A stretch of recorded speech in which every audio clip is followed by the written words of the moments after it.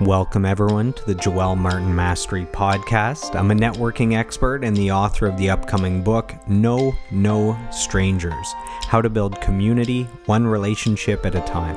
My why is the pursuit of mastery, and the goal of this podcast is to lock arms on a lifelong mission of daily personal growth to become the best version of ourselves.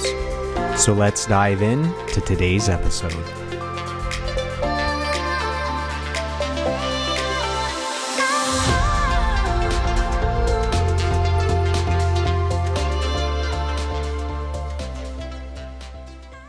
Welcome, everyone, to today's episode of the podcast. We are joined by a very special guest. He is a peak performance business coach. He's a lawyer, and he's also a best-selling author. So welcome to the podcast, Mr. David Zaltzman. David, my friend, how are you doing over this glorious long weekend? I'm very good. Thank you, Joel, for inviting me.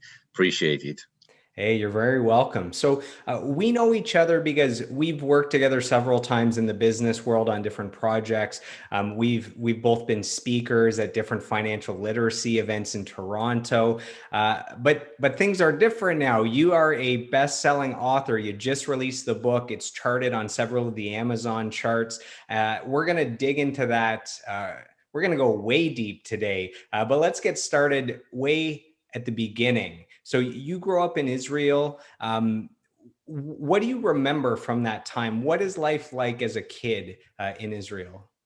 You know, Joel, just turn on the TV to the news today, and you will see how easy it's to grow. So really, I think that what is driving your childhood and your early days as a child in Israel is that you are really focusing on news.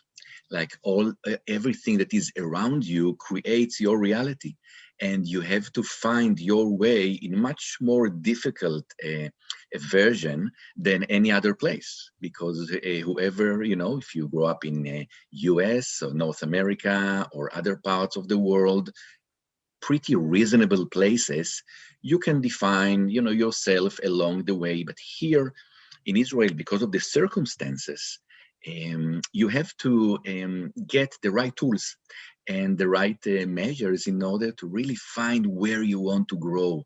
The news and the conflict, the Israeli-Arab conflict, is a major thing in Israel.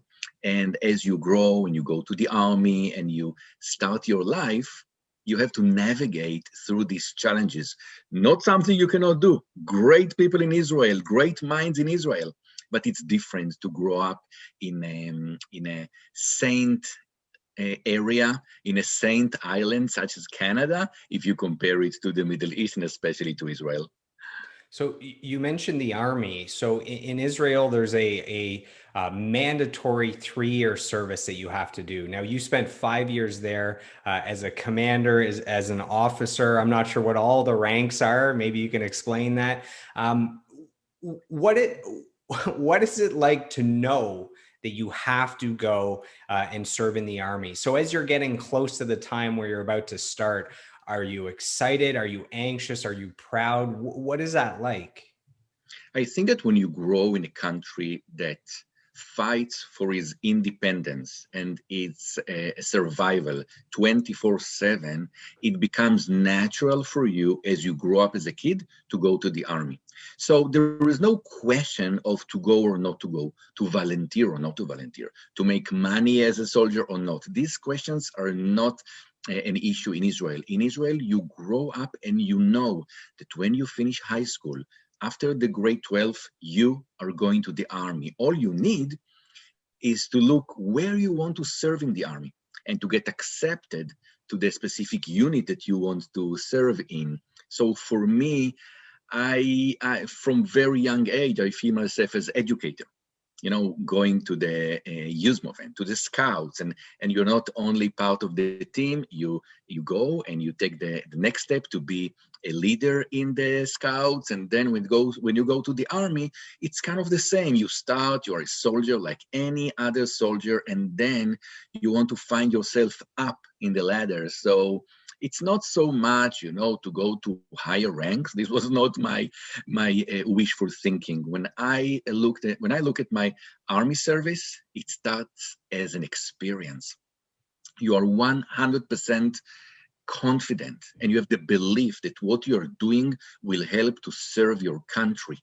And the only state that you really need to fight for is survival. So when you grow up like this, you go to the army, and then you want to ask yourself, hey, what do I want to do in 3 years in the army? Do you want to be in this troop, in this unit, in this section? Where do you want to go?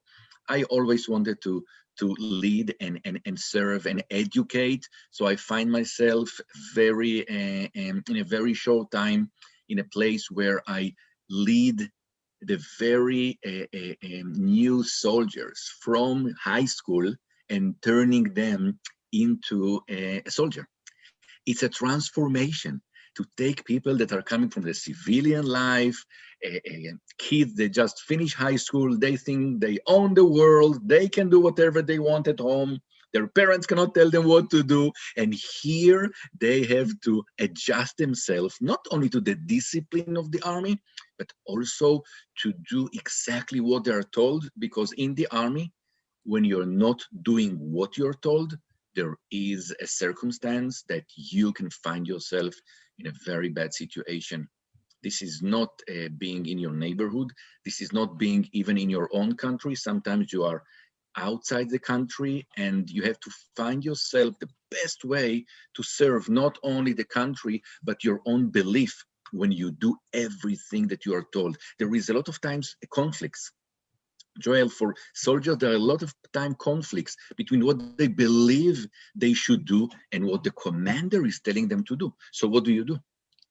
What do you do? How do you gap this bridge? And the more the soldier understand the values and really identify himself with the values of the service, it's much easier. And this is where I found myself leading kids into the army, going, and then they go to other sections of the army. They choose their own destiny in the army.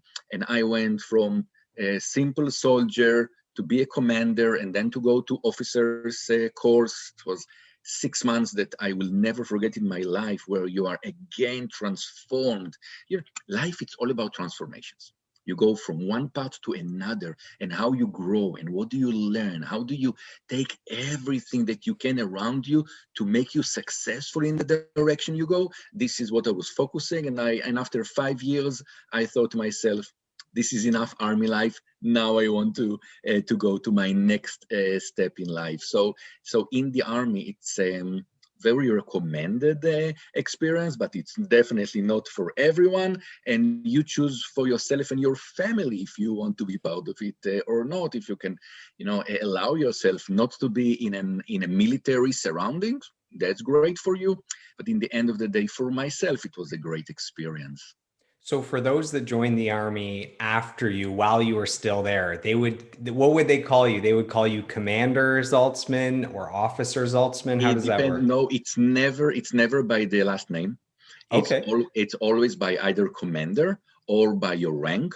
So if you are a lieutenant or if you're a captain, and I finished as a major, so this is how they call you. But I can tell you that in the Israeli army, it's not that formal. It's not like you watch all the movies and you see in the U.S. Army. It's not listen. It's in a very small country. People know each other from many angles. So this is also shaping the nature of the communication in the army when people are less formal and they fight together. Now I know you must have some crazy stories about your time in the army over a 5-year period. I know that because you share some of them in your book that we're going to talk about. Are there any stories that kind of stand out to you that you think our listeners would enjoy, either would find entertaining or funny, or would get them right in the feels? Anything to share?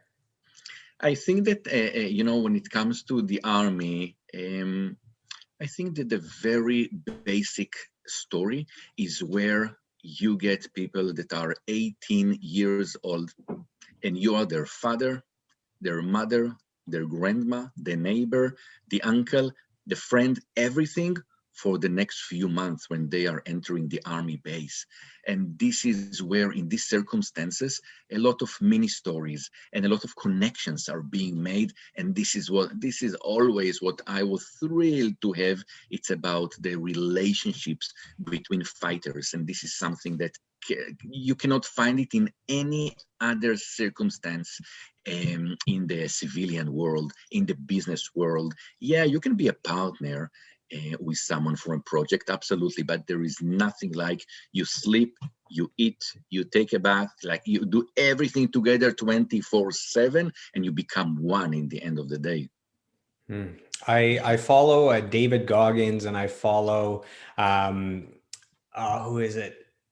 Oh man, Jocko Willink. So these are two guys that are famous Very powerful. from being in the army, Yeah. and they always talk about, like, none of us who haven't been in the army, we can't even fathom what it's like to have the camaraderie that you have with your fellow soldiers. That a lot of times when you leave the army, it's like you feel a piece of you is left behind, or you miss, because you come out here and you don't have that life or death connection that you have with soldiers.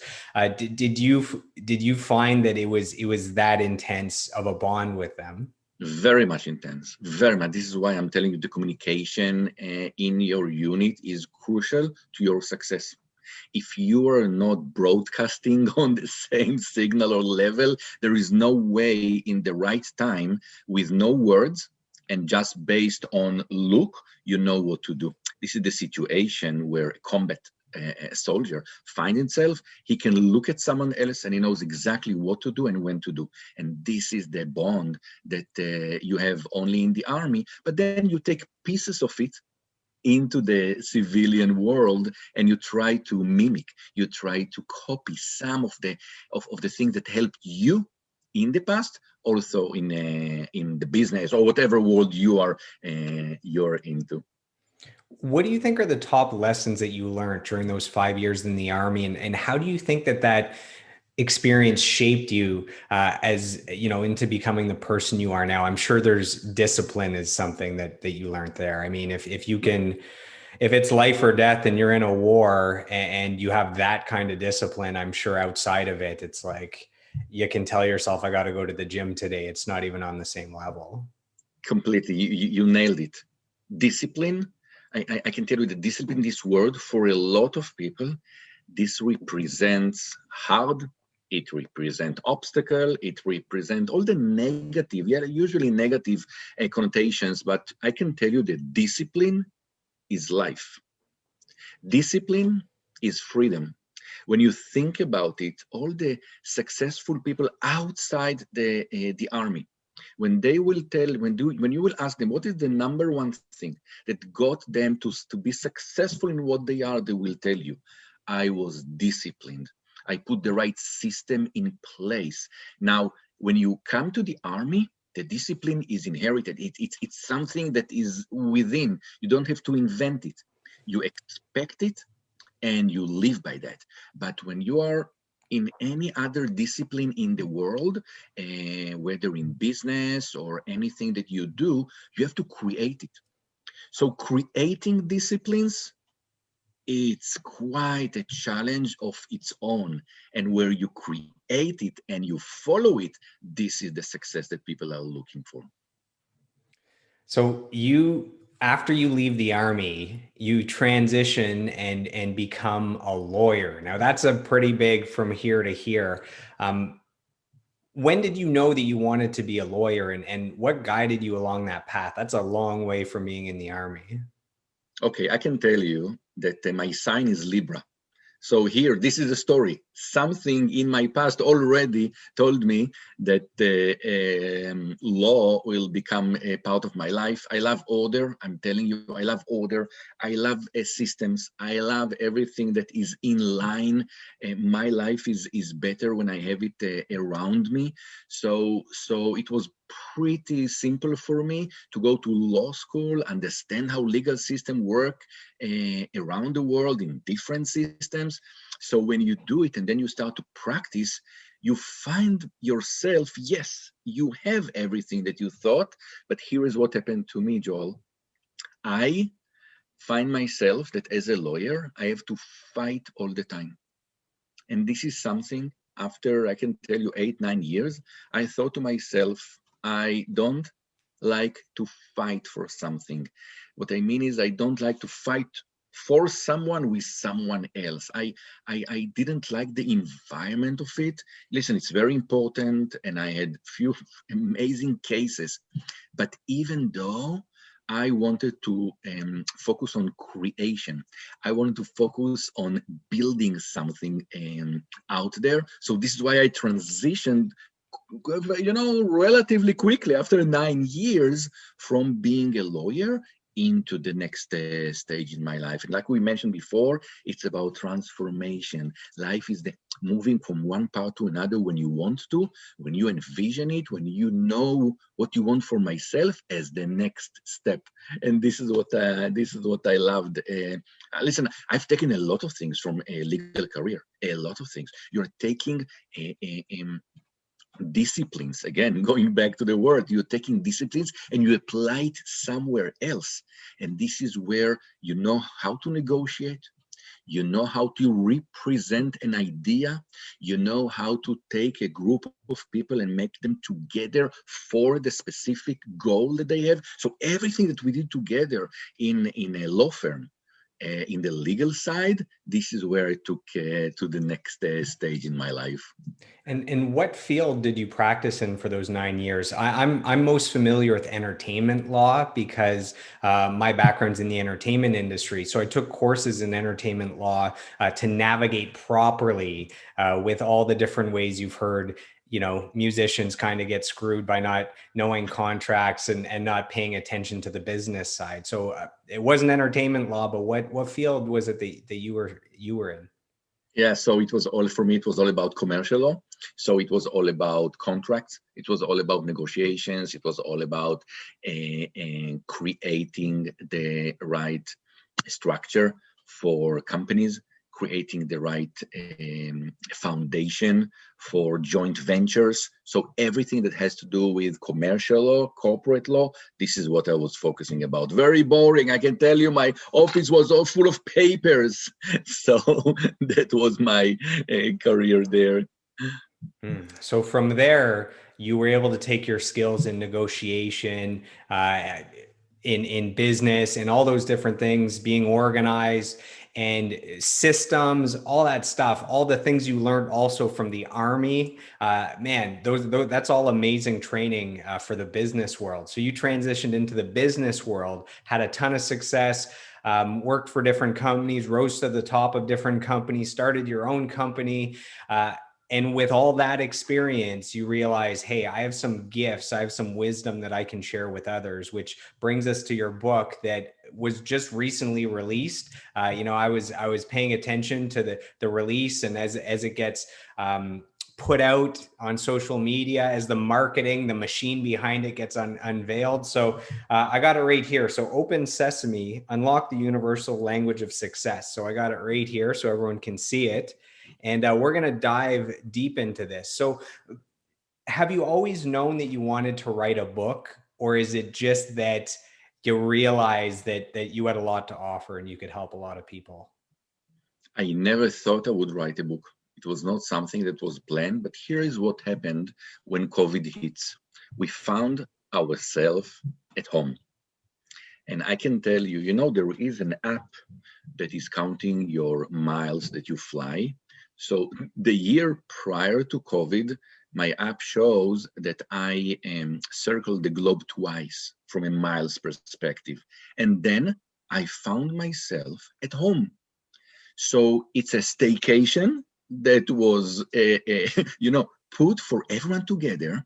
Listen, I love it with my 3 boys and my wife. I can tell you that it was a great time, and I will forever will be grateful for this stay-at-home stay that we were.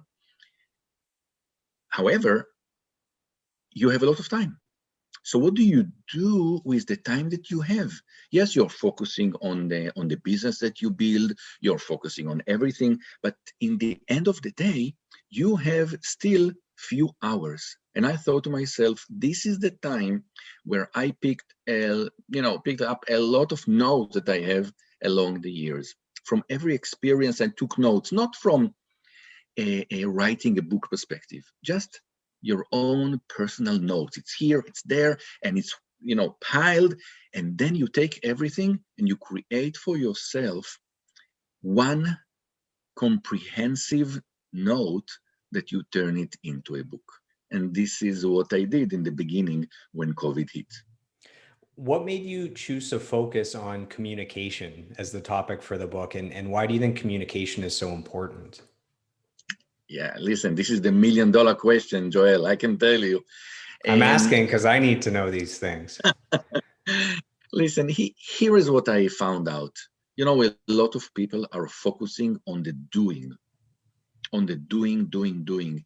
And we cannot forget that we are human beings. Some people think that it's about doing and do more and get more. And it may work for some, but not for everyone.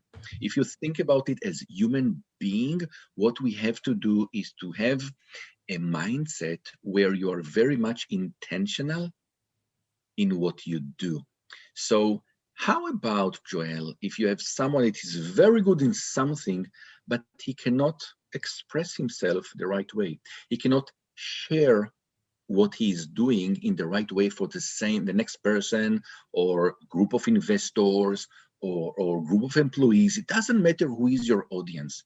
I found out in my life that in every point of time, the communication was key, was crucial to the success of any project or every step or every move that you do in life, whether it's with family members, whether it's with employees, with partners, in front of investors.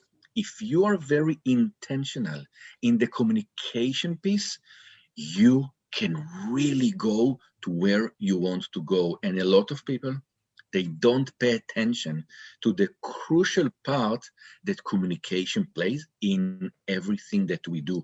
So this is a wake-up call for people. Let's say you work in a company and you're in mid-management and you want to focus on going to the C-suite. Do you think that only when you will be good in mid-management and you will get a good performance, this will what will get you to the C-suite? It's a mistake. This is not what is happening. But what is happening is people looking at you. People look at you and they ask themselves, did you hear just what he said? So what we are doing is very important. But here is the funny thing, Joel. Everybody knows that to do is very important. So why everyone is not successful? I think the one piece that is missing in every plan it doesn't matter if you're an entrepreneur, if you are an employee, or if you are a single mom that just started her in-home work or business or whatever. It doesn't matter where you are. Communication must lead the way. We have to know precisely what to say, how to say, when to say. And if you learn it, and this is the good news, Joel, the good news that you can learn it. It's not that now I'm saying, okay, something in the tech or whatever. No, communication is something that everyone can learn. But here is what we found out, Joel, is that learning it, if you don't go and practice it, it stays only as entertainment. Like, I'm sure you have read a lot of books. I watch you and I'm saying, man, what's going on in your head? Like, so many books in such a short, wow, what can happen there? But here is what I'm telling you and everyone that is listening to us. It's about the application. In the end of the day, especially when it comes to communication, once you have what it needs, you have to go and practice it, to make mistake, to learn from this mistake and move on, because we learn from every step we do. Now, I had an aha moment probably over a decade ago where at that point I was applying for all these different jobs, and I I realized that regardless of my skills, I'm going to have to get through an interview anyways. So it doesn't matter if I'm a talented musician or if I was a talented cook or great at marketing. You're never going to get to the point of actually showing those skills if you cannot make it through an interview, which is almost 100% to do with communication. So that was one of my big communication aha moments, that I got to figure this interview game out to be able to ever even show that I can record a great album, or I can, help a company sell a product. So that was big. You know, Joel, you mentioned something, and it's so, and you know, if someone here will get 1 point from everything I do, and say, when you were invited to interviews, Joel, someone read your resume. So they already know that you're capable. And this is the mistake. People think that when they come to an interview, they have to prove something. No, you're invited. It means that someone saw something in your resume that will help them with the company or with the business or whatever it is. So when you're coming to an interview, you cannot duplicate what you just mentioned in the resume. Your moment to shine on the stage in an interview, this is the difference between 10 people that are coming to the same interview and you, that you will take the job. Why? Because you took the interview and leverage it and took it to the show. Interview, it's a show.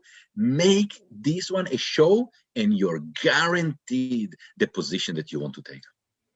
David, where were you 10 years ago when I was applying for jobs? That makes me want to go apply for another job. I feel like I wasn't looking at interviews the right way. So that was big for me right now. So I'm assuming there's a lot of listeners that are still, especially with COVID, people losing their jobs or losing the amount of hours they get to work. I think that little pointer you gave, it might help a lot of people. So the title of the book is Open Sesame. Can you share the story of how you came up with that title? I think you reference it a little bit at the start of the book. Yeah, so here's the thing, you can call any communication book Learn How to Talk, Learn How to Speak, Learn How to Convince. Well, I don't think that the communication is all about talk or convince. I wanted to have a name for the book, a title that will tell the story behind it. And you and I know, because we read this book about Alibaba and the 40 Thieves when we were kids. But still the question is, did we take from this story what we need in order to grow up and apply what we learn? Because this is the story. He could figure it out, the password, in order to open the cave and to get all the jewelry. So Open Sesame is a password. And what I think, when it comes to language, is that language is a passcode. You need to learn the password in order to put the right language and the right vocabulary in the right place. And when you know it, and you will read the book, so you will know it. When you know it, you can literally have what it takes in order to communicate effectively. Imagine, Joel, for yourself, if you take the time and invest in something that will make you a magnetic communicator. How many doors, how many caves will it open for you? And this is why the word, that, by the way, I didn't come to this name on my own. It's a friend of mine who really told me, hey, how about this one? And I was like, this is what I need. This is exactly what I needed to really show the process, that from reading the book to apply it, you have the passcode. It's like you're going with your bank card to the machine, and you just put the right 4 digits. Imagine that you're getting now these 4 digits. This is what opens for you the door. So at the very start of the book, it starts off with a quote. So it says, "The limits of my language are the limits of my world," by Wittgenstein.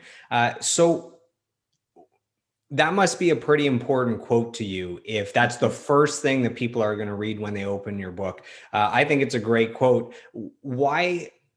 What do you see in that quote that is so powerful that it's almost like your readers are going to read your book through the lens of having seen that quote?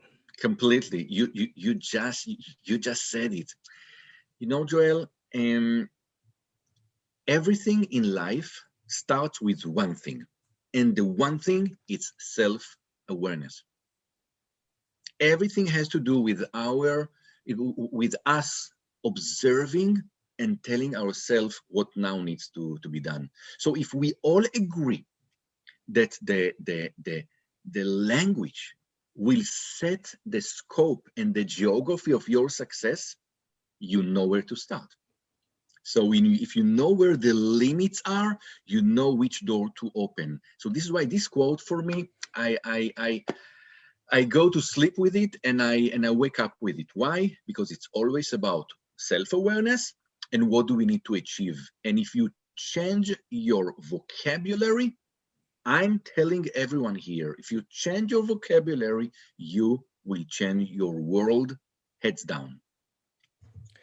As we get older, it seems like it's more challenging for us as adults to learn new things. Why do you think that is? And um, why do we just kind of end up in cruise control where a few days go by, a few weeks go by, and we realize we haven't really done anything? We're just going through the motions. Completely, here is what I found out: the difference between kids and adults is that I love kids because they are so not only precious, but they are so unique in the way they communicate. They don't have anything that will block them. Think about it. When kids want candy, they will tear apart the room and will find the candy. Something in us, when we are growing up, something in this process is fading out.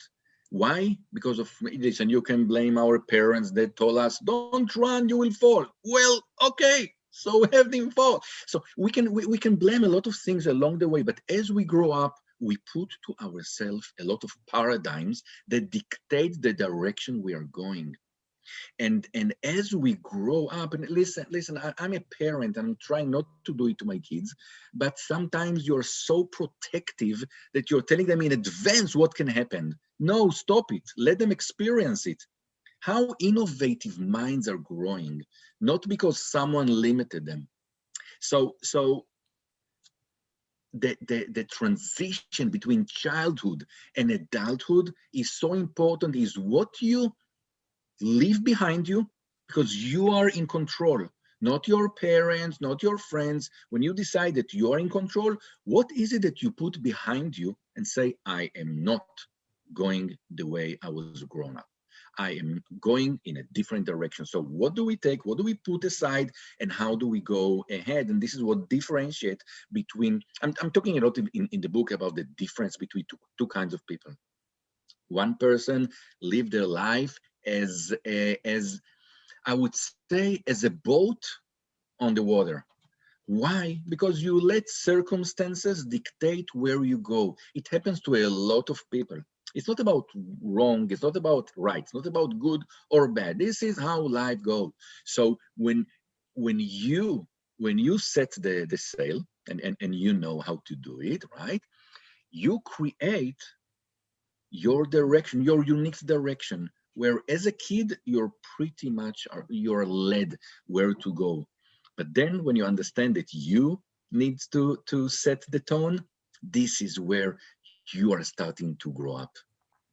My mentor actually prefers to work with younger people because he says they haven't created their bad habits yet. Their life hasn't like beaten them up yet, where, you know, they're not cynical and skeptical. He says, give me a young person that's hungry, and I can mold them and I can shape them. So Completely. that's kind of funny, you know, Mr. Nelson. So we both have some big business mogul mentors that have helped us become the people that we are today.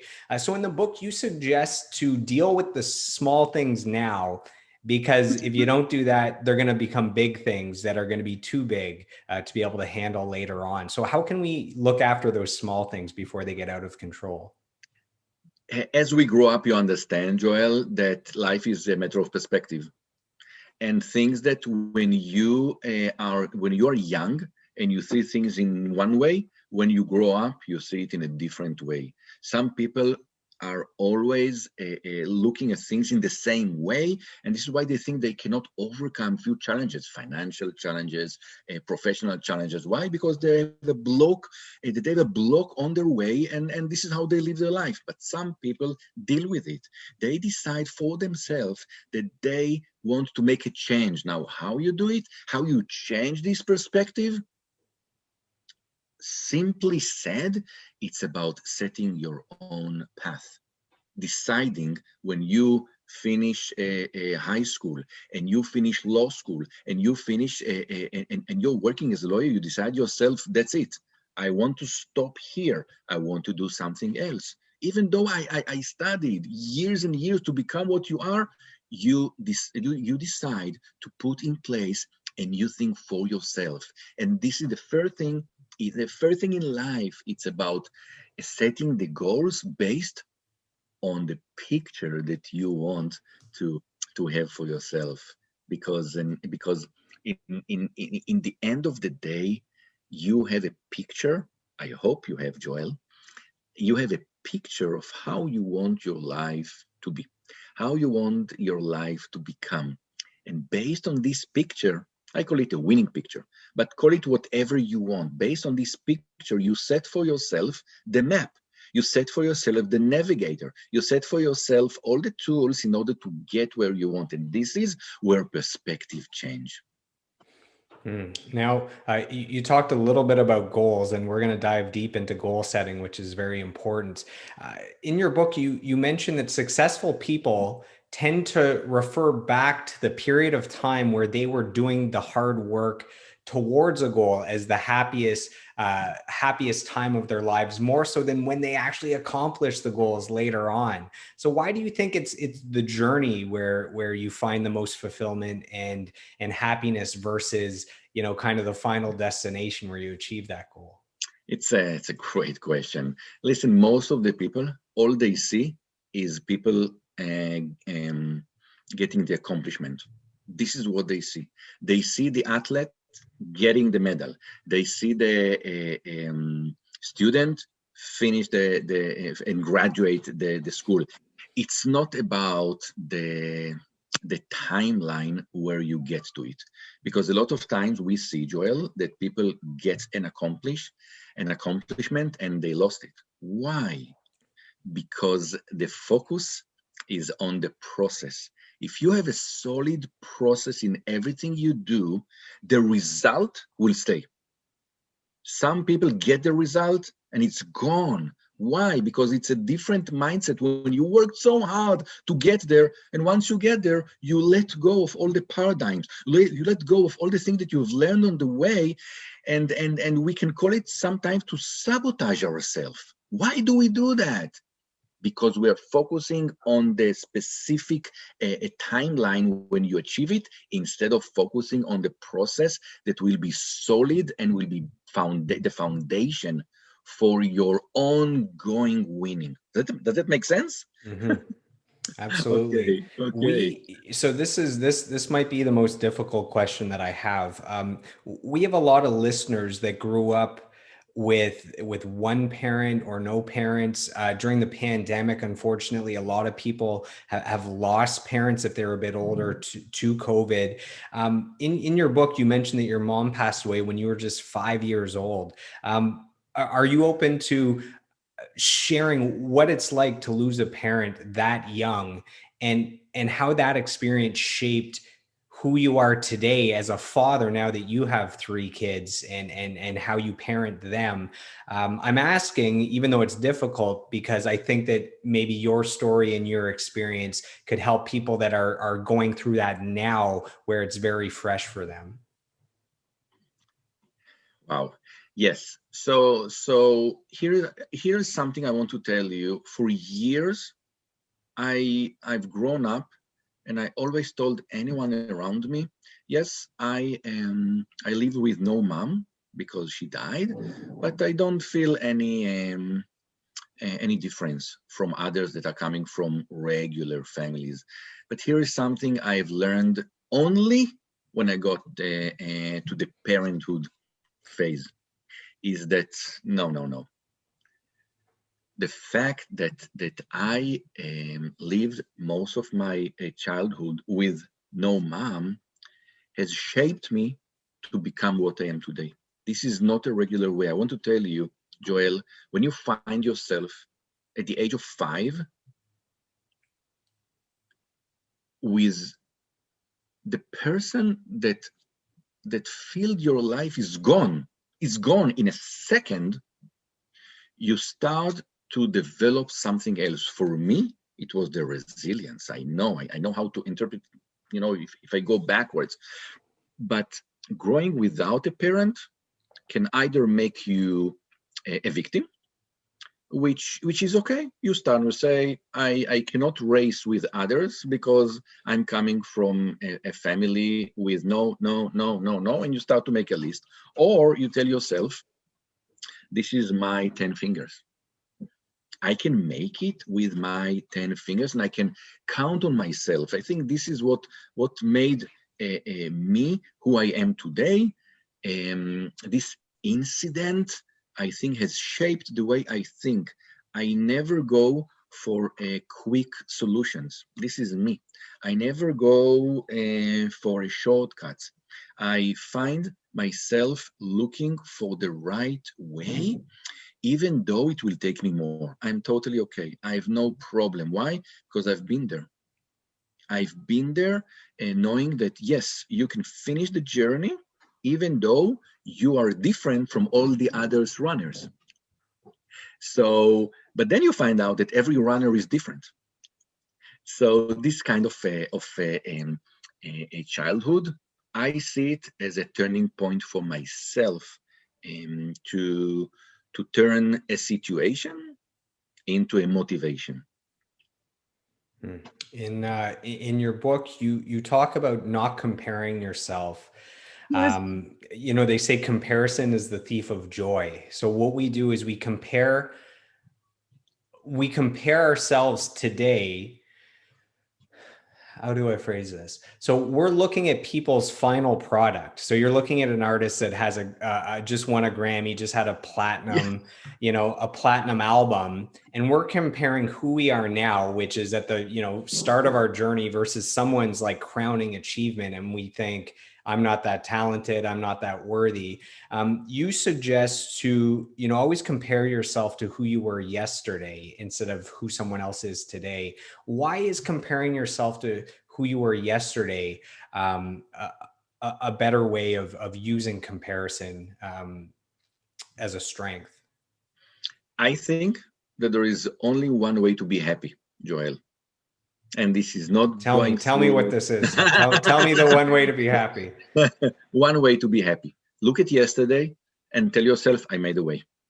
I'm telling you that when people will compare themselves to who were they yesterday and the day before, and they see a journey, they can see the hope in the future. Otherwise, if you always compare yourself to other people, so you can tell yourself, oh, I cannot be Joel. He has the right way to speak. He is experienced. He has a very successful podcast.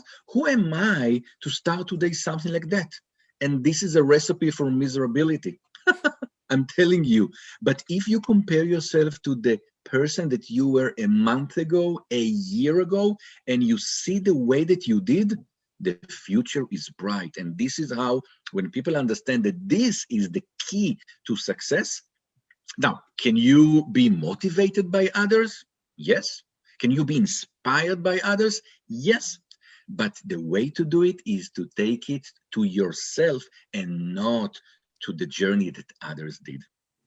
Yeah, I hear that humans need progress to find happiness or meaning. That, if you're working out hard every day for a month and you weigh the same, you look the same, you start to think, is there any point of all the work I'm doing? But if the next week you've lost zero point 0.5, half a pound, you're like, okay, all right, well, if I lose another 0.5 the week after, now we're getting somewhere. Or if your body fat percentage goes down 0.3, as long as we see some form of progress, that we feel like it's worth it and that we're moving in the right direction.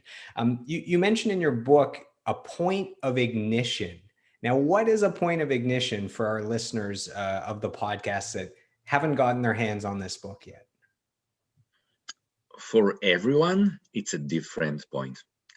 Point of ignition is something that you can point out and say, this is where I'm coming from, and this is what built me up to achieve what I want to achieve. You have to find it in the self journey that we all have. You have to ask yourself, Joel, what is my point of ignition? Where is my motivation coming from? When you identify it for yourself, it's easier. Otherwise, you feel a bit lost.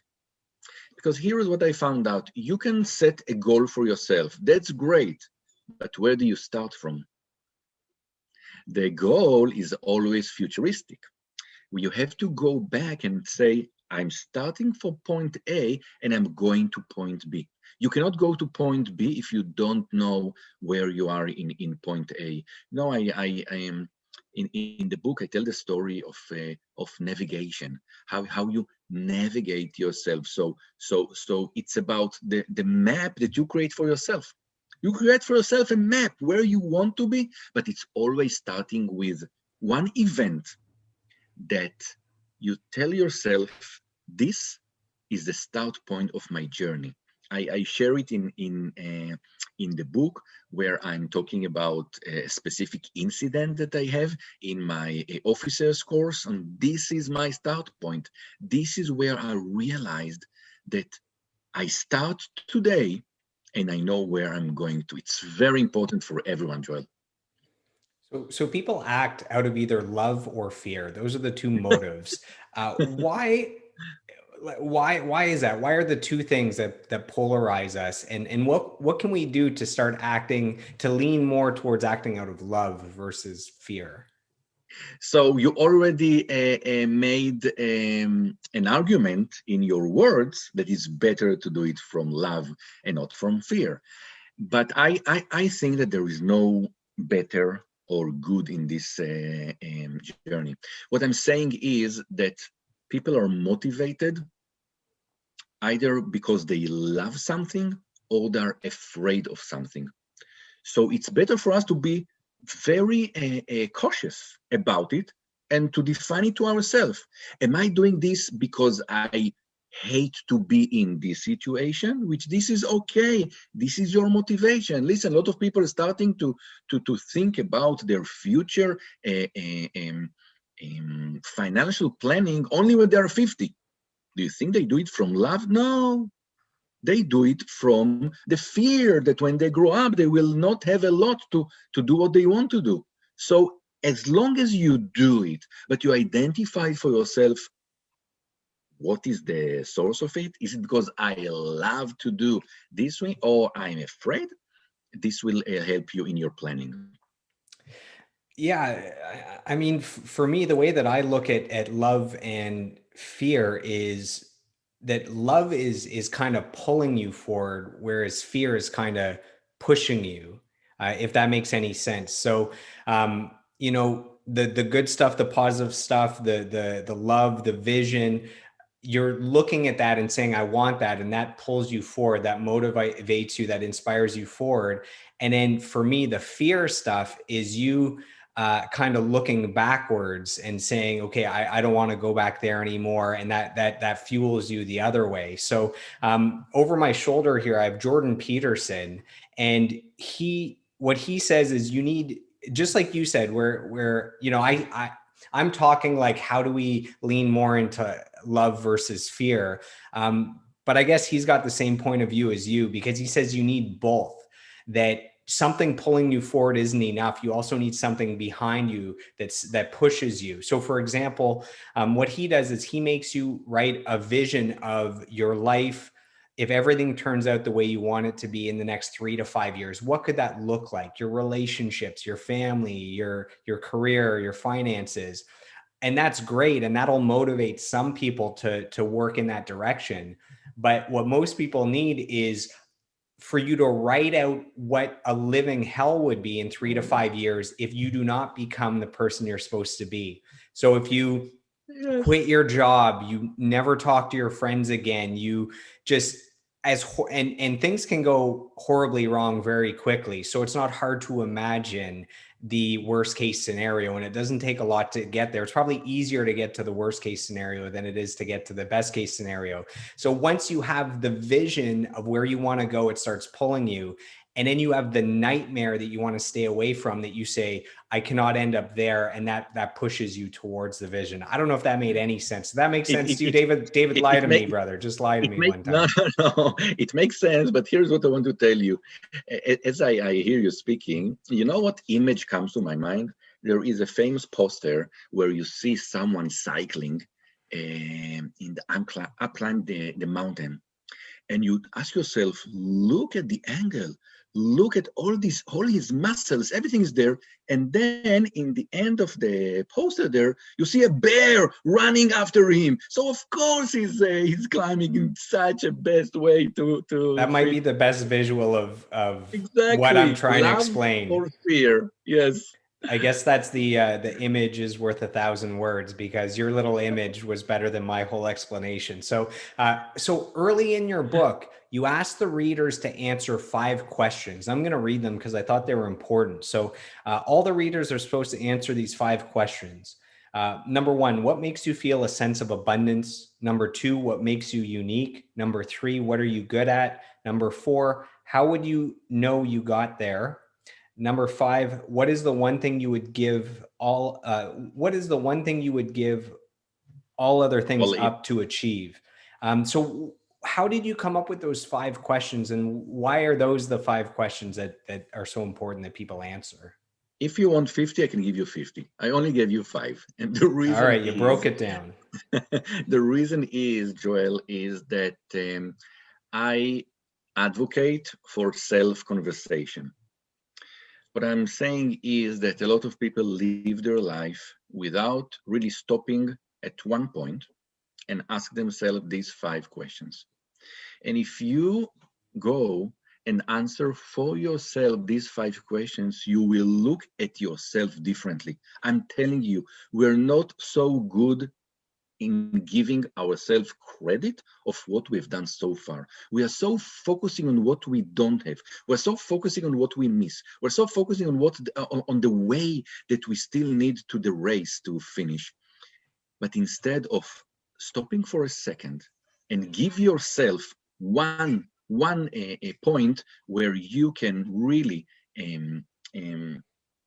appreciate what you've done so far. So I think these 5 questions, and I'm telling you, if you have it in front of you in your notebook, these 5 questions, and from one day to another, you add another item to question number 2 and another item to question number 5. In the end of the day, you have a page that you will be very proud of. And this self-pride is one of the best motivators ever for people to say, I know I can do it. If I have a winning picture in front of my face, I know I can do it. Why? Because look at this page. Look at what I did until today. Look at what I've accomplished. I have the gasoline in order for my car to get where I want to be. I've been studying some of the most successful people in the world for years now, and all of them do the same 4 or 5 things. And one of those things is gratitude. they all practice gratitude. They have a gratitude journal. They either say what they're grateful for when they wake up or before they go to bed, or both. You talk about gratitude in the book. Why is gratitude so important?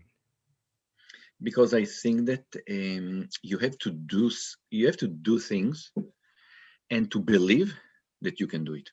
Without the belief, there is no way one can reach its goals.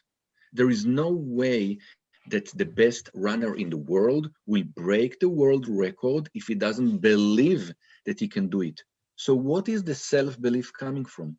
Because we can say believe, believe, believe, believe, and people will tell you, I don't have belief. Well, let's sit down for an hour. Let's talk. Let's see who you are, what you've done in the past, and what you can share with others. And you can see that after an hour conversation that I have with people, they tell themselves, oh my God, where this have been out of my sight all the years that I live. And when you have this note in front of you, day by day, you motivate yourself. You make yourself the right structure. Remember, we talked about it. What do we need to have in order to get there? So what is the structure that you need in order to be there for yourself? I hear that when you're not grateful, the universe looks at you and says, I've given this person all this stuff and they're not grateful for what I've already given them. Why would I give them more of what they're not grateful for? Versus when you're so grateful, the universe is like, man, I should keep giving them what they're so grateful for. So I don't And, know. and, and here is, you're right, Joel. And here is what gratefulness will give you. It will set the tone in your play. Listen, we always win the game we play. Always. What does it mean? It means that if you play small, you will get relatively small results. If you play big, it's about big result. You always win the game you play. Why? Because of your belief. If you believe, not I said it, many people before me said it. If you believe you can get there, you'll get there. If you don't believe, you will not get there. Why? Because everything that you tell you for yourself set the tone for the rest of the journey. It takes no extra energy to dream big than to dream small, or to think big or think small. Same Uh, energy. you have a quote from Zig Ziglar. It says, "A goal properly set is halfway reached." Halfway. There you Yes. go. So why should we have clearly defined goals? And we're touching on goals here and there as we go, but why should everyone have clearly defined goals? And when I said that studying the most successful people in the world, there's 5 things that they all have. One of them was gratitude. One of them is goal setting. They all have clearly defined goals. They know what they're doing, and they know why they're doing it. We all know to get into the car and drive somewhere. That's a goal. We all know to get into the car and put the street name in the navigation system, and here you go. Why do you think it's different in life? Why do you think someone can live their life 20, 30, 40, 15, 50 years and then find themselves, as subject to circumstances? The only way that you will not be subject to circumstances, the only way that you will not let others dictate your future is by you setting goals. Listen, a lot of people they say, yeah, and they move their life ahead. That's okay. Maybe in 2 years you will find that this is the one thing that you need to do. But setting goals, and this is what I talk to many young professionals, is about setting goals. When you start your way in a company, okay, so you go to a position, it's an entry position. Where do you want to go? Where do you want to grow? If you don't intentionally plan, Joel, nothing will happen. Only when you plan intentionally, you will get to where you want to go. And this is where setting goals, it's so basic, really, it's so basic. So when I ask someone, hey, where do you want to be in 5 years? A lot of times we hear silence. Now, the silence it comes with a price. Only when someone will tell you exactly where you want to be in 5 years, you will see that the journey has started. If you don't have if you don't have clear goals and a clear vision, you'll end up helping other people accomplish their goals, and you'll end up as just a little piece of their vision. So uh, Yes. now you actually have a formula for goal setting that's called accept. Can you break down the accept formula very quickly? And if they want to dive deep into that formula, they're going to have to pick up a copy of the book. So Yes. Yes. And like I told you in the beginning, I love order. So formula for me, I think for everything, a formula or a compass for it. Because when you set your goals, you have to ask yourself, are they acceptable? What does it mean?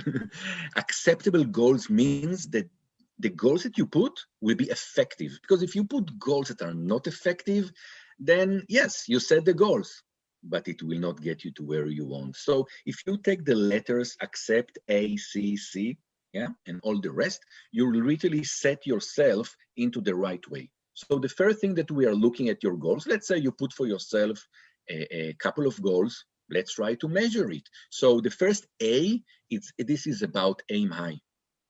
Aim high. A lot of people are setting reasonable goals. I suggest you stop doing it. Reasonable goals are good, but they're not great. And you they're know not going what? to get you out of the bed excited in the morning, right? That's the Exactly. problem. Exactly. What is the enemy? The enemy of great? Good. Why I'm saying that? Because you don't want to aim halfway. Aim high. Be crazy about the goals. Why? Because the zone between the reasonable goal and the crazy goal, this is the zone that you will grow. And you have to aim for this goal. So you have the A for aim high. Then you have two C's. The first C is about comprehensive. Comprehensive means that you have to be intentional and detailed. You cannot say, I want to get better in Excel. This is not a goal. Yeah. What does that mean? How do you quantify that? Yeah, exactly. So you want to have something that is comprehensive enough, detailed enough. You want to be there. And then you have the other C, which is calendar. Everything should be in the calendar. You know the expression, show me your calendar and I'll show you where you're going to. And what doesn't schedule doesn't get done. Exactly. So put it in your calendar. And then you have the E. The E stands for environment. Set for yourself the right environment to win. So if you want to lose weight and you put yourself a goal to lose 20 pounds by June 15, this is great goal. Why? Because you set it the right way. But where is the backup? Where is the support? You need to put the environment. You have to make sure that your fridge will support it. You have to make sure that your alarm clock for your morning workout is set. So it's about the environment that you set for yourself. And then you have the P, and the P stands for prize. Reward yourself. We're really bad at that, I think, right? Of celebrating We are so bad in it. We don't celebrate milestones on the way. Only when we get to the top, we will celebrate. No. As the goals are set, put yourself few milestones and you will get there. So this is about the prize. And the T on the accept goals, it's for trackable. Trackable means you need to track your progress. You have to look at it daily. Did I move forward or did I move backwards? If you track it the right way, you will see the progress or the fallback. So you want to make sure that you have everything set for yourself. I love accept because this is something that that people can remember. And I can tell you that when I debated about this chapter with my son is 15 years old, Jonathan, he came with this formula of accept. I cannot take credit for it. He put these acronyms in place in order to put everything in the right way for people to remember. Accept, accept, accept. This is acceptable goal or not? When you have it like this, you will remember it. Well, if it works for a 15-year-old where they can remember it, right? And that's a formula that allows a 15-year-old to properly set goals, that should work for adults, right? So I think that's a smart choice. You always ask yourself, who do I want to become when you have decisions to make? Why is that your go-to question versus what are the benefits of this? Well, why, who do I want to become? I like that question. I'm just curious how you came to that one. I think in the story in the book I share a story that I was in a place in my career that I needed to make a decision, and I didn't know if to go right or to go left. And then my father, such a smart person, but very simple, he asked me this question: who do you want to be? And it's always this question that will help you to take side. And if you ask yourself, instead of analyzing too many benefits of whatever you're getting, I don't know, more salary, more benefits, more, I don't know, whatever, more hours to whatever, it doesn't matter. Stop there. Stop it. It doesn't matter what is the salary in your next position. This is not the issue. The issue is, who do you want to become? Does that serve the goal that you want to reach? And I always remind people, we are human being. Remember, we're not human doing. And by being a human being, it's always about, there is something that is called be, do, and have.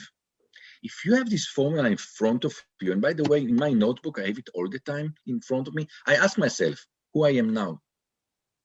Who I am now.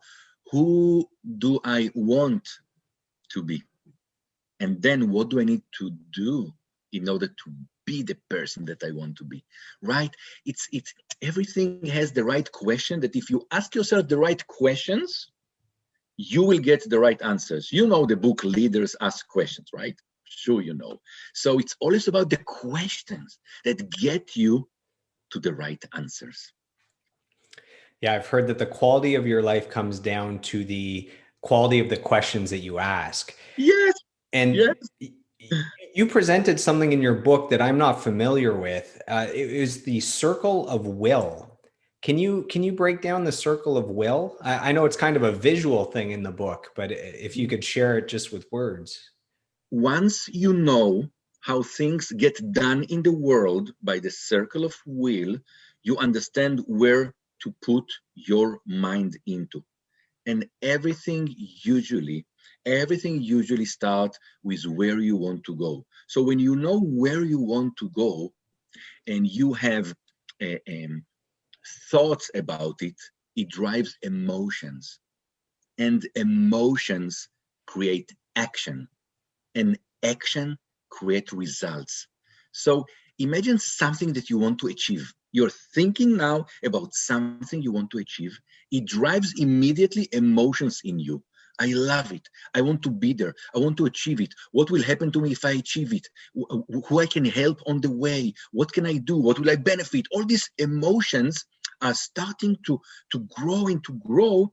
And you're so excited that it gets you to take the right action, because you want to have these emotions not only in your head but also in your in the reality that you create. And these actions will make results. Result never come without action. Result never come without emotion, and result never come without the initial thought of where we want to be. So if you understand the circle of will, it's all about will. It's about the thoughts, the emotions, the action, and the results. You understand where you want to be in every stage in your life. So we search for fulfillment normally through material acquisitions. In your book, you present three other ways that we can feel fulfilled. Can you share the three ways besides material acquisitions that? What do you think, Ade? Tell me, what do you think? Well, What makes I mean, I'm what, organized. what makes I have them written down in front of me. So amazing? Use it. What brings people to fulfillment? um, giving back, to Amazing. know that they're making a difference. What else we got? I guess getting results. So if you're doing something, you want to see that there's actually results from what you're doing. You nail it. Listen, Joel, we have just to be cautious and mindful about these ones because fulfillment, listen, to reach fulfillment, it's the ultimate happiness. But where does happiness come from? Money? For some people, yes, and this is okay. But for most people, fulfillment is intangible. It's something that you really need to feel in order to know that you are there. And this is fulfillment is one of the best words, by the way, that if you ask me what I want to achieve in life, I will tell you, I want to achieve fulfillment. Fulfillment is either you feel it or you don't, Joel. So for many people it's giving back. For others it's about creating a cause. For others it's about monetary. It doesn't matter. Legacy that you can leave behind. Yes. So when you create it for yourself, you can also tell yourself, I am fulfilled. Wow, I'm telling you, when I get there, I will tell you, I am still on my journey to fulfillment. Yeah, I've heard that your goal shouldn't be to try to be happy. It should be to find fulfillment, You're because right. Happiness is the happiness, desire. happiness comes and goes. So Exactly. it's hard to describe, but for example, if you're working really hard on a project and it's a 1 month project, um, you can't expect to be happy every single day of 30 days while working on this project, because True. days are going to be challenging. There's going to be things that go wrong. But if what you're working on for 30 days is fulfilling, you will feel a sense of fulfillment all the way through. And they say if you're able to find happiness or moments of happiness, hold on to them, love them, enjoy them. But happiness shouldn't be the goal. It should be fulfillment. You're right. You're right. It's like taking a shower. When you take a shower, That makes well, me you don't just happy.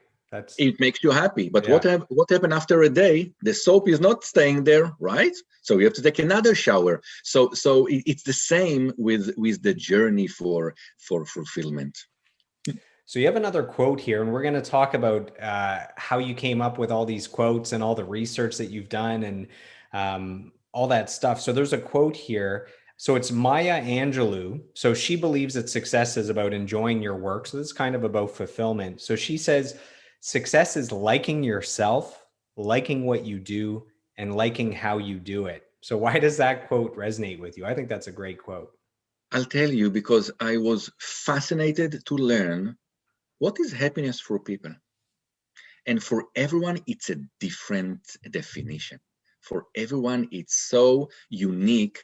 And I think I had more than 100 quotes like this, but I only chose 4 or 5 to share in the book from different positions in life. Some coming from the corporate world, some coming from the sports. So everyone is so different. I like this one because I can identify, because we all work to make money. We all do things. I'm not an athlete. I cannot speak of to an athlete happiness, but I think I can identify with it in my own journey. So I just mentioned that your book is just filled with quotes. It's filled with research and studies. Did are you someone that just you're kind of compiling quotes as you go? As you see a great quote, you write it down, you kind of have a stash of quotes, and then you're able to pick from them to put in the book? Or did you research different quotes on different topics? And the last thing I'll say is another author. So while I was reading this, when I was seeing all the quotes, it reminded me of another best-selling author that loves to have a ton of quotes. That's John C. Maxwell. And you actually Leaders have as some John greatness. C. Maxwell quotes in your book, which is like a meta kind of moment. So tell me about the quotes. Where do they all come from for you? like you say, I love quotes because it creates the combination of thought and emotion. And Mm. because I love it, I tend to put it in writing for myself. You will not believe, but I have a WhatsApp a communication with myself. I have two numbers, and I send to myself the quotes that I love. It's all full with quotes, and I send to myself this quote. So I go to this WhatsApp and I search, and I can go page by page by page by page with all my favorite quotes. I love it, and it makes me happy. Good quotes make me happy. I do the exact same thing Really? on Messenger. Wow. What's funny is I tried to do what you did, but because I only have one number, it won't let me message myself. But on Messenger, you can message yourself. So we have the same thing going on where we're communicating with ourselves. Yeah. There's another great quote. It says, "Culture eats strategy for breakfast," which is Peter Drucker.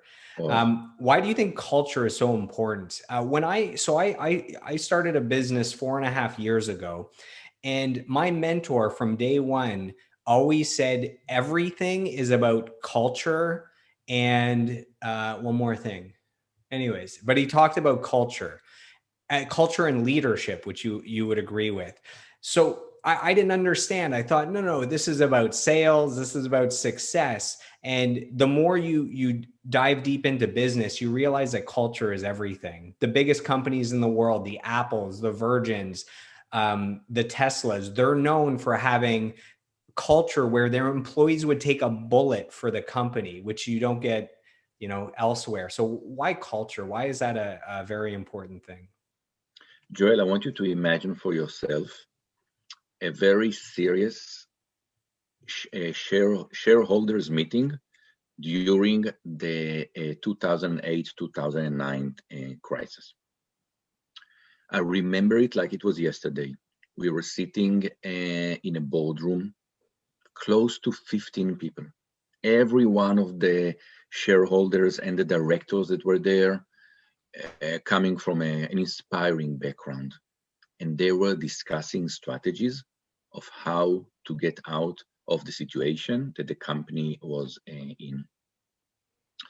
And I can tell you the morning, noon, afternoon was full with presentations, PowerPoints, graphs, charts. Everything was all over there. I think at around 4 p.m., I literally couldn't sit another moment on my chair. I stood up and I asked to take the permission to speak. And I shared with them the same quote that I shared in the book. And this was a revolutionary moment for these shareholders. Why?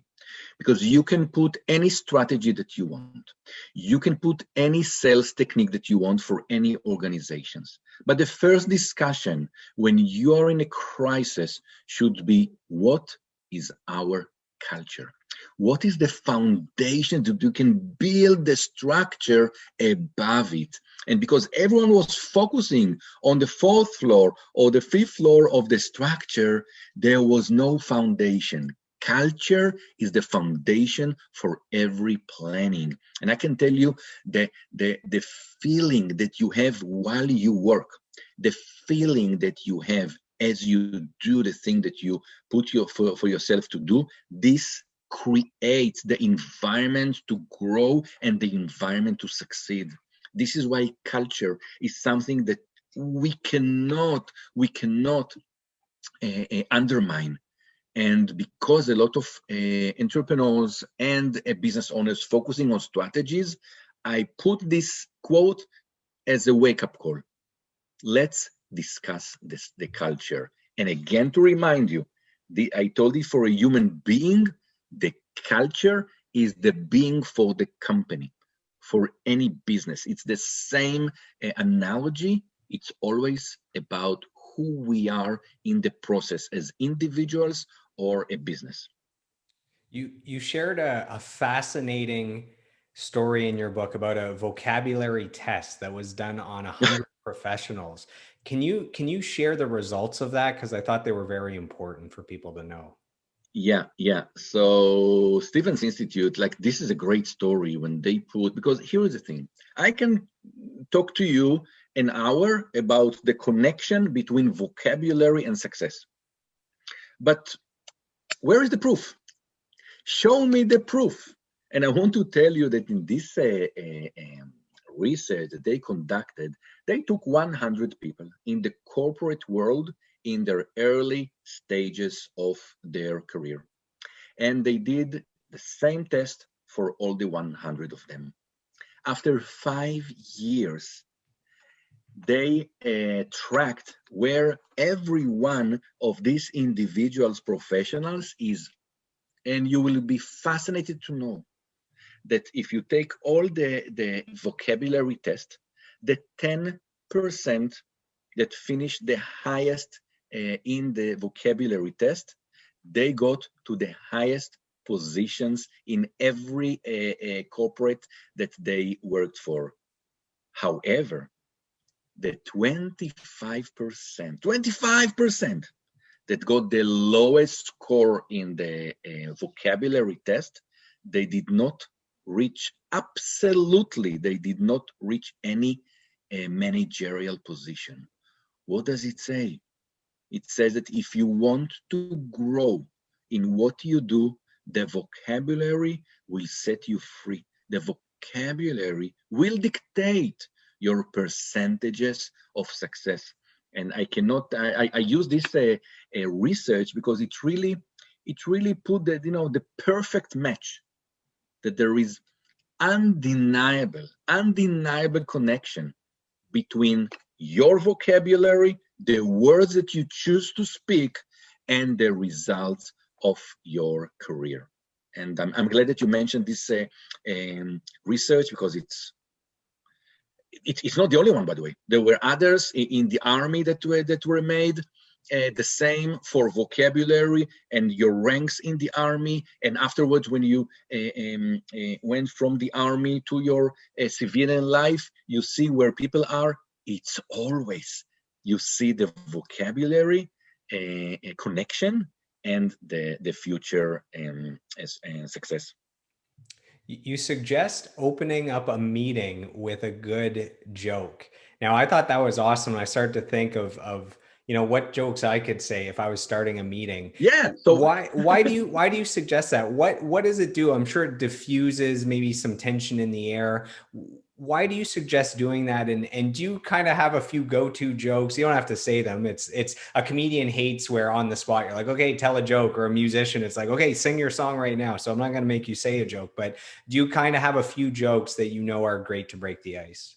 it's always based on the situation. I'm a very situational person when it comes to jokes. I cannot plan ahead of time, but here is what I know. Every meeting that starts with a smile will finish with a smile.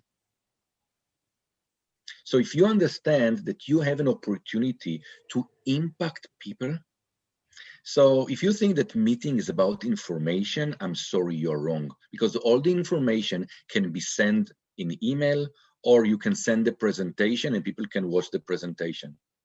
The fact that we are doing it, the fact that you are leading the meeting, the fact that you're presenting gives a responsibility for you, exactly the same stage that I mentioned in the interview example. The idea is that for me, joke is connecting.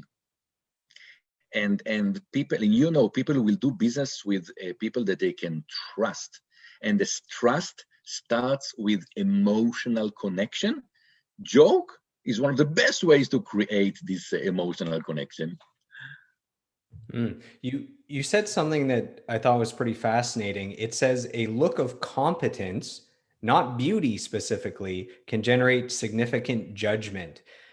So can you elaborate a little bit on that? So I've heard studies over the years that people that are ridiculously good looking tend to have more doors open for them. It's just the way it is. So for me, I thought that was pretty amazing that it's not beauty specifically, but just that you're well dressed, that you look like you're competent, that's actually something that, when someone's judging a book by its cover, that they're judging you in the right way. Do you know, I'm sure you know the expression dress to impress? I'm sure you know it, right? I say dress to express. Mm. What I mean by that is that when you come in front of people and you have only 20, 30 minutes to send a message, instead of giving the information, create the tone for the information, which means the information can be on a paper or on the screen when you present. However, when you get into the room, you want people to look at you. How do you attract attention in the first couple of minutes? First of all, you want people to look at you and to say themselves, I want to do business with this person. If you do not plant these seeds in their minds, they are not open to any information you may have said. So the idea is to create attention as we speak. So I describe in the book exactly how we need to dress, how we need to present ourselves. And this is so important. And I really hope that everyone, when they prepare, preparation is the key here. When they prepare for a meeting, they know exactly what to do in order to attract the attention that you deserve. You also shared how to make a powerful introduction, which is awesome. I'll say it real quick. Make sure your posture's right, smile, shake hands, introduce yourself, sit powerfully, pay attention to the position of your legs and feet, and use your hands. So I think that is, creates an image of how you should move into an introduction. You have a quote from Dale Carnegie. So it says, a person's name is to him or her the sweetest and most important sound in any language. So that's Dale Carnegie. Why should we make an effort to say a person's name when we talk to them? So you're taking your own advice. You've been saying my name a lot, which is awesome. I appreciate it. I haven't said your name very much except for the introduction. So I have yet to implement the great advice that I've read. I just finished the book yesterday. So it's all fresh. But like you said, if I just read and that's it, that's cool. I'm entertained, but if I want to actually raise my quality of life, I need to implement. So let's talk about names for a second. I will tell you. Joel, I have a question for you. I'm sure you drink a Starbucks coffee. Why I do you do. think why do you think Starbucks put the name of the customer on the cup? Mm. So that If when you when think when they call out the name, you feel great instead of just like order number 7 is ready, wonderful, right? wonderful, they could give a number. Mm. It would be better because when you go and you say, oh, is it with A, with B, with C? You know how these questions, when you give, when I say David, everybody know David, but when I'm sure when you say Joel, I'm sure they will ask you, oh, one L, double L, I'm sure you have questions. But here's the thing, every time we deal with someone's name, we create his attention or her attention, and we create a common communication. So every time that I talk to people, I always say their name. Why? It makes them feel good, but also it makes the connection much better between the two people. And this is why I'm telling you, in every place you go, first of all, get the name of the people you're going to meet. Why? Because if someone say the name on spot, I'm telling you, after 2 seconds, you forget it. But if you try to prepare yourself for meetings and you know what's the name and you say to yourself a few times, then you increase the odd that you will not be speechless when you want to say the name and you don't remember. So using the name is always a great strategy. So I have just a few more questions for you. It's already been an hour and a half, which is awesome. I know Easy? we had so much to talk about. This is going to end up being the longest episode we've ever had. So this is episode Oh, number 25. We just had our 1 year anniversary. So you're going to hold the congratulations. flag of longest episode, which maybe is the most value that we had to offer or something. So normally I ask people if they're big readers. Now, your background, I don't think I have to ask if you read, but you had a study in your book. It said a quarter of Americans don't read at all, and that there's a direct correlation between readers and their level of wealth and education. So I can tell that you're a big reader. Do you have any favorite books, like all-time favorite books or books that maybe had the biggest impact on your life? I'll tell you, I read books that people that I believe in what they do and the results they have achieved, they told me to read. Mm. I never go by, lists or whatever. No, if you want to learn something from someone, ask him or her what books did they read lately. And I always go by recommendation. I always ask people what they read. If I have a conversation with someone and I ask them what they read, I can learn a lot of things about them, even without them telling me. Mm. So this is why I think books is one of the fascinating things that we have in life. I have it a lot here. I'm sure people listen to books today. So it doesn't matter what method. Read, read, read. To think that 25% of the population in the US does not read books. The problem is that it used to be 10%. Mm. So I'm always looking at timelines. 10%, now 25%. What will happen in 2035? We're What trending will in the happen wrong there? direction, I think. Exactly. And this is where, this kind of podcast that you do, create attention, create the right attraction for people. Go read this book. Go teach yourself one thing, two things. It doesn't matter. From every book, I take one thing. If I take few, it's great. But take one thing, and this is what I love in books, and definitely the books that I love to read is self development.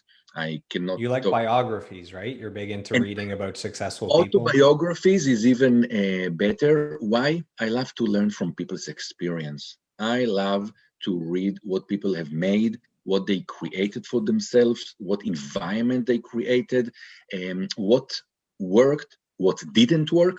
And it's something that, for me, it's fascinating from a very young age, by the way. I Yeah, I find books fascinating. I mean, the fact that you can have some of the smartest, most successful people of all time. You take like a Steve Jobs or Dale Carnegie or Napoleon Hill or any of them. They spend their entire lifetime, so I don't know, let's say 80 years if they live that long. They go through all their education and trials and tribulations and their successes and failures, and then they put their entire life, everything that they've learned, all their wisdom, in this book that you can get at a garage sale for $1 or brand new for, I don't know, 15 or $20. You can read it all in a few hours, and you can absorb the greatest minds of all time, their entire life's work, just like that. Like, to me, books are so fascinating, and they're so undervalued. And man, I pre-COVID, I would love going to garage sales, because books are the thing that people have zero value for. You'll get a box of amazing books for $2. You get 30 books. People just do not care about books for some reason. So anyways, I love books. There, I said it, David. I said it out loud. I believe you. I think everyone knew that already. So just a few more things. You gave a template in your book on how to create an inspiring mission statement. So I got the steps in front of me because I think our audience could benefit from this. So to create an inspiring mission statement, number one, what is important in your life? Number two, where do you go from here? And you want to think about physical, spiritual, professional, and mental. Number three, what will you actually do to become that person? Number four, what kind of legacy do you want to leave behind? So, hopefully everyone writes those four down, and they write them out.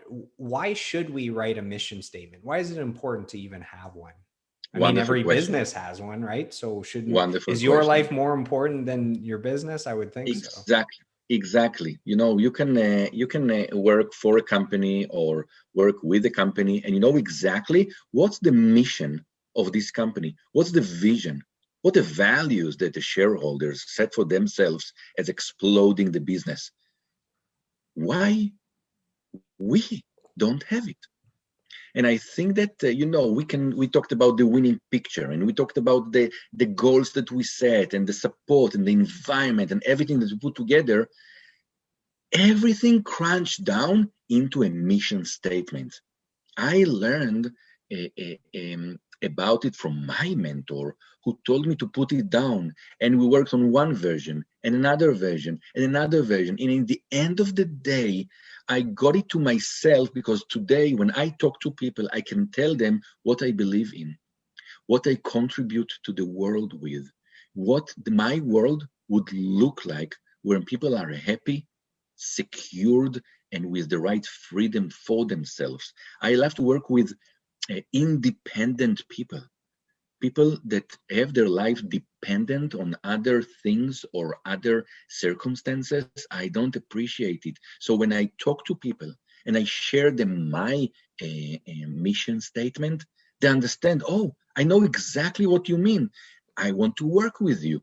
So my advice is for everyone to have these four questions as answer for themselves, and they can share it with people, and they will attract the right same minded people. That's the reason for doing it. So David, I'd like you to do something for me. I'd like you to picture your 10-year-old self. So you're still in Israel, right? At 10 years old? Yes. So what I want you to do is to picture your 10-year-old self, and I want you to whisper advice into your 10-year-old self's ear. So you have a lifetime now of experience of failures and successes and mentorship and learning and all this stuff. So you're a completely different person than you were at 10 years old. What advice would you give your 10-year-old self with everything that you know now? Wow. um I would tell David to stay 10 years old. I would tell him to continue to do what he wants to have and wants to do without any limitations. I want him to know that everything that he puts into his mind will dictate the way he's going to. Like, we know how we say garbage in, garbage out. You know this expression. And I want to tell him, hey, save couple of years of struggle if you know exactly who are your friends, who do you want to be with.